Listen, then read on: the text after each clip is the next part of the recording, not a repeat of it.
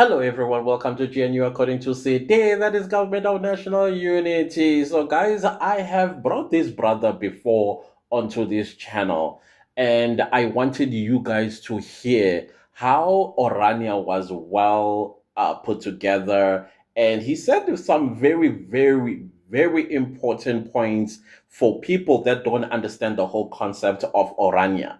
Not only Orania is the only stand here in South Africa that only caters for a specific group of people. I mean, South Africa itself, the nine provinces, even though some of the provinces will house more than one tribe and one culture. For example, if you go to Limpopo, you will find the Vendas, you will find the Tongas, you will find the Pedis, and of course you will find some white people. And then if you go to KwaZulu Natal, you can already tell that it is Zulu. This is where the Zulus come from. Even though KwaZulu Natal also has Indian people, white people, and colored people. Had South Africa not been colonized before, that province would have been just for Zulu people. And then you go to the Eastern Cape, you'll find Xhosa people. You go to the Free State, you'll find Sotho people. If you go to Northwest,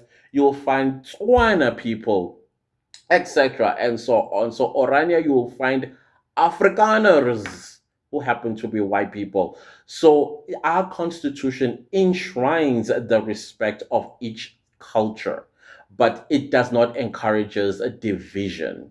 Now, this brother has dropped another video, but this video was in response to the results of Miss South Africa. Immediately, Miss South Africa was announced, and all the whole Chidima saga, which, anyways, I don't give a crap about. And I'm so grateful that because she stiffened her neck in contesting for Miss South Africa, today things are unraveling. The truth about the rot of our country, just because of one girl who had ambition or too ambitious, which we cannot falter a person with ambition. Hey, pursue your ambition. There's a lesson to be learned there from Chidima that come hell, come high waters, go for your dream.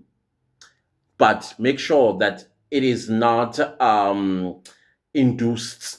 Just make sure that it's not induced because it's not real. So now this brother now he's talking about something that I always chose to do. I chose to be delusional, but my delulu is mostly positive about my country. I know that South Africa is messed up. I know. The ANC did a great job in the past 30 years. Now that we are looking, we're like, wait a minute, did we even have a government to begin with? And all these things that are happening today being revealed, it's showing that we never did have a government. We had people who were inept, people who did not know what to do or what they were doing, right? Hence, we are finding ourselves in the situation that we find ourselves in. However, in the midst of all of that, I have always chose to be positive about my country. Sometimes it does feel exhausting. It feels hopeless, especially when you watch somebody who's not even supposed to be here doing as they please, do things to us as they please with impunity. And then when we stand up, then we are called names. So I feel like this message by this brother, of course, he's responding or he's teaching a video of a South African woman, those Pan Africanists, those bullies, those educated fools, those that always seeking attention and never once fight for the black poor person. It's always about relevance and how America needs to see them, that they too, they are woke in South Africa. Yeah, he's responding to her, a video that she stitched. She doesn't say anything, but it is mocking the people of South Africa as if for the past 30 years she was living under a rock, as if she did not see that Miss South Africa, the majority of our Miss South Africa post 1994 are black women. But no, she wants to join in the black American woke, those that are throwing mud at South Africa, and even though they've never even been to South Africa before. So she wants to be amongst those Black Americans that are ignorant and think that Pan-Africanism will happen while they're on the other side of the pond, not even on the pond, on the other side of the land and pond. And then yeah, that they are sickening, these people. But I just love Brag Up 2.0, who explains things without emotions. He explains things with such intelligence and conciseness, and I love the fact that he's encouraging us not to give a crap who else says what about how we do things in South Africa. I love that. So I thought, let me share this video with you guys as well, so that you get to, I don't know, get encouraged. You can reject it if you want. Nobody's going to force you. But this is for South Africans. Everyone else, you can listen if you want to, and then probably do better for your own, because there are people that do not belong here that telling us that we should chase away white people. And yet they are the same people right now as you watching this video. They are all over the airports, already packed up their lives in the country as they know it, going guess where? Yeah, to the white man's land. Yeah, the same white person they say we must kick away or kick out of South Africa. They are going there to bother them. They are going there to get kicked, to be enslaved, and all the stuff they say we are. At least all of that is happening to us in our own land.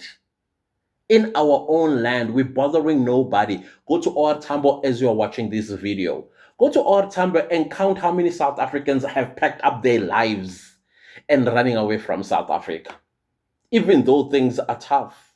Hamba, go there to the airport, or Tambo, or King Shaka International, or Cape Town International, or you go to PE International, or wherever we have an airport in South Africa. How many airports do we have? 401 airports in South Africa. Go to all of them and please come back and tell me how many South Africans in their droves are leaving South Africa, running away to Europe. You heard me. Europe. Europe. And then they are telling us to kick out our white people. Because why? If you, yeah, we will remain with our slave mentality, but you are going to be the real slave. And by the way, we've never had slavery in South Africa. Just letting you know, we never did have slavery.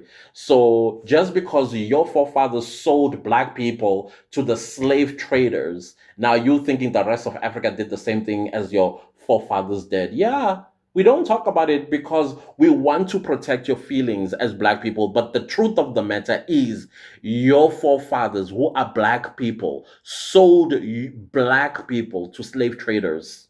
They did. But we're not saying anything. So the slave mentality here is not us, because you keep running towards your slave masters when you are running away from your countries because you chase them out of your country. Some of y'all are even coming to the same South Africa where we have white people. And you know what's the funny thing about it? When you get here, you gang up with them against South Africans, the same white people. Yes. We are quiet. We don't say anything. We act as if we don't see, but we do. And then you create videos to try and look what, like, oh yeah, no, you're poor in your country, running away. Japa. Why are you running away if everything is so fine and dandy without white people? Why everything so fine and dandy in your country? Why are you running away right now? Why are you at the airport listening to me while you are Japa? Why? Why right now you are packing up to come to South Africa tomorrow? Because you are running away. Where? A country without white people. You're coming to a country where there are white people. Isn't that craziness? Doesn't that sound like something is not clicking in your head? But you know what South Africans will continue doing? We will continue minding our own business, and we will continue pushing this country forward. And we will push as hard as it is. We will get through on the other side. On the other side, definitely we are. We are South Africans. That's who we are in our diversity. Those that don't want to work with us that are in South Africa, it's fine. The fact of the matter is, as we pull forward, they'll be pulled forward along with us. With their hate, with their racism, with their tribalism, with whatever prejudice they harbor in their hearts, we with positive mentality, the ones that are going to hold this country on our shoulder, are going to take this country forward along with them. And y'all will keep saying whatever you want to say and still fail and still run away from your country without white people. For as long as South Africa still exists, we will continue being diverse, and we will always have diverse Miss South Africas. One year, because it's a competition, which is something that I don't think many African countries understand. That concept of competition, your guys don't understand. That is why you do not come back home with Olympic games medals, except for Kenya. Kenya and South Africa. Okay, we brothers. Ghanaians. I mean, Ghanaians will always be loved by South Africa. Always be loved because they are so respectful. They mind their own business. Yes, just like in South Africa, there are rotten apples in Ghana. They also want to chase clout using our name. It's okay. If it's going to pay you and put food on your table, cool. But we will continue to push forward as the people of South Africa, and your chest will have pains and wonder why South Africa keeps progressing and succeeding. Yes, us, the lazy ones, us, the slaved or enslaved. I don't even, because the word slave, it's not even our vocabulary because we never were enslaved. If you're talking about apartheid being a slave driver, clearly you need to go and read. You need to go and read. Did they exploit black people? Yes, because the government of the time allowed it. But we are moving as the people of South Africa, and we are moving forward. And I choose to be positively delusional. That's what I choose. It doesn't matter how hard it gets. I know one day we will overcome this. We will overcome this. We will overcome illegal foreigners. We will overcome racism. We will overcome economic tough times. We will overcome nonetheless. You know why? Because we are God's country. We are God's country, and God keeps making us shine and will always keep us making us to shine. Why? Because we are humble. We bother nobody. For some reason, people think that they have a say in our house. You can go jump a hill or fly a kite for all we care. Anyways, guys, I thought let me just bring this video to you guys, South Africans. It's for South Africans. It's for South Africans. All right? If you want to insert yourself in this video uninvited, you will definitely get the response you are looking for. But it's for South Africans. Fellow South Africans, let's be strong as Ineni. Let's continue doing what we are doing that is making so many people have chest pains on this continent. Let's unite even more and stronger. Forget those that don't want to work with us. Forget those that think that they are better than us. They are delusional in their own way, but we choose to be positively delusional. That is what I've always chosen. Me. Yes, my patriotism is on the positive side of my delusions because I know who we are.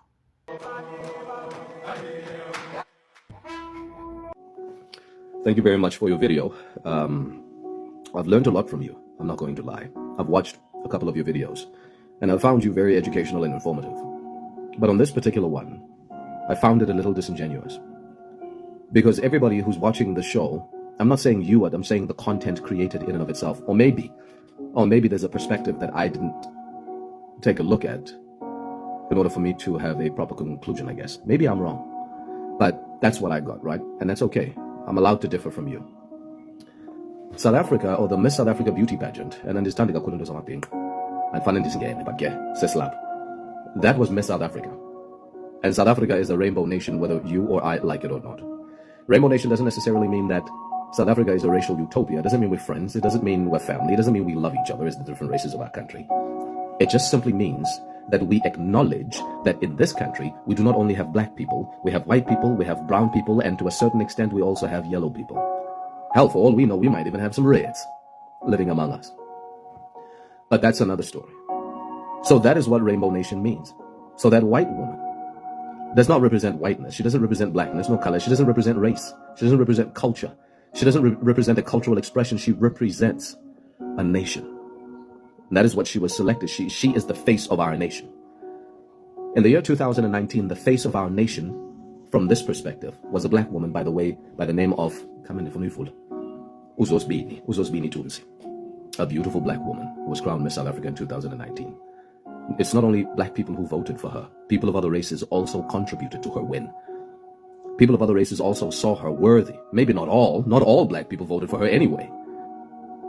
But people from different races also saw her as a fit candidate. And notice, nobody protested, nobody fought against her, everybody supported and got behind her. She didn't only have black fans, she also had white fans, she also had colored fans. She probably had Indian fans as well. Do you understand what I mean? In 2020, we had Ushudu Fadzo Musida, a beautiful black woman as well, who was crowned Miss South Africa. In 2021, we had Ulalela Mswana, who was the black face of the standard of beauty in South Africa. And then in 2002, 4 years, we had Undavi Nokiri, born 25th January 1999, just reading, who was crowned Miss South Africa 2022 and represented South Africa at the Miss Universe and was placed in the top 16. So what am I getting at here, ladies and gentlemen? All these black women, they weren't representative, they were not a representation of black beauty.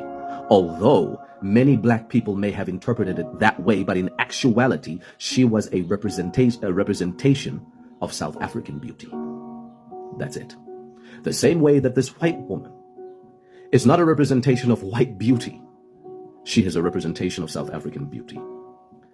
When it comes to Chidima, Vanessa Adechina, and it's the first time I'm actually talking about this young girl, if I remember correctly, a black woman was victimized.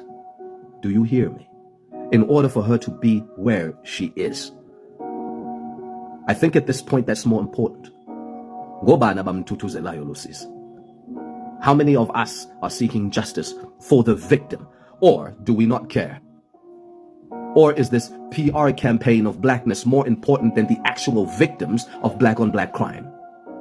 Does anybody ever sit and consider, even from Nigeria, if I was Nigerian, I would have never accepted Chidima. And let me explain why. Her father's dream was that she be South African. Her mother's dream was that she be South African. Her dream was that she be South African. There are videos of her where she said she's proudly South African. So there is no substance at the heart of all this. This is just to score points at the relevancy scoreboard. Now, having put that to bed, my fellow black people, we have come from very far. Less than 50 years ago, it was unheard of that a black person would be celebrated by everybody in this country. Now we've got a Siakolis. Look at how black people and white people and everybody else celebrate the victory of our young boys and girls in the Olympics. Look.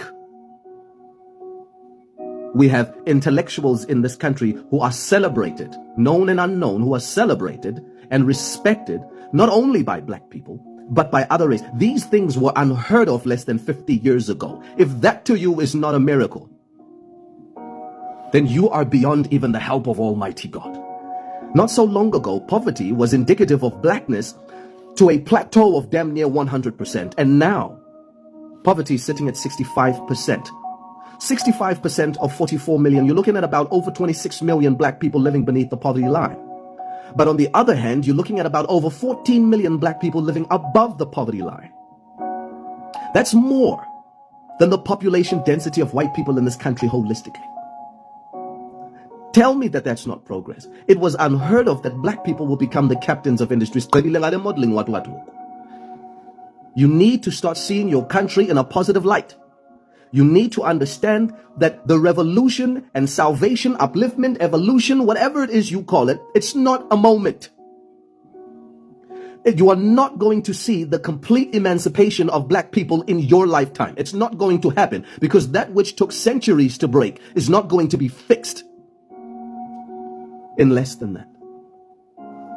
Because a -5, in order to be brought to its equilibrium, has to be counteracted by a +5. There is still a long way to go in our healing process, and we must be patient in our healing. We must be hopeful in our healing. We must be positive in our healing. We must tap ourselves on the shoulder. We have done well, goddammit. And we don't need anybody else to approve. We have done fucking well. Maybe not as quick as what many of us would have liked. But what was once unbelievable has become the truth. And what was unthinkable has become reality. Who's to say that the unbelievable now will not become the truth, and the unthinkable not become the truth in a few years' time? Leave the detractors, for misery loves company. You remain positive, as I do. It's not about pretending as if our social ills don't exist. But can I tell you something? You can either believe that South Africa will never become anything. You would be delusional because you don't know the future. Or you can believe that South Africa will become everything. You would still be delusional because you don't know the future. Just pick your delusion. I choose the positive delusion. Goodbye, South Africa. I love you. Finish this.